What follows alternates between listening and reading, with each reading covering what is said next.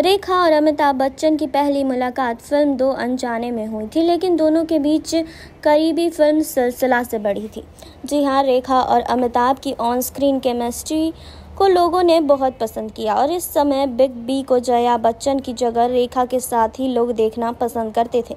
यही कारण था कि अमिताभ की बाद की बहुत सी फिल्मों में जया से ज़्यादा रेखा ही नजर आई। बता दें कि अमिताभ से मिलने से पहले रेखा जया बच्चन को ही जानती थी। जी हाँ, दोनों एक दूसरे के साथ प्रोफेशनल नहीं बल्कि पर्सनली भी जुड़ी थी, वो हम आपको बताएंगे। जी हाँ, अमिताभ बच्चन से मिलने से पहले रेखा और जया एक ही छत के नीचे रहा करती थी। रेखा ने सिमी ग्रेवाल के टॉक शो में इस बात का खुलासा किया था। जी हाँ, सिमी ग्रेवाल को दिए एक इंटरव्यू में रेखा ने कहा था कि अमिताभ बच्चन से मिलने से पहले उन्हें केवल जया बच्चन के प्रतीक के रूप में ही पहचानती थी, लेकिन दीवार हिट होने के बाद जब वह उनसे मिली तो उन्हें देखती ही रह गई।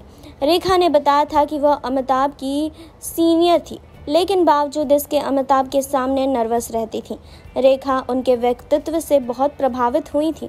रेखा ने बताया था कि वो और जया बच्चन एक ही बिल्डिंग में रहा करते थे और वह जया बच्चन को दीदी भाई कहती थी।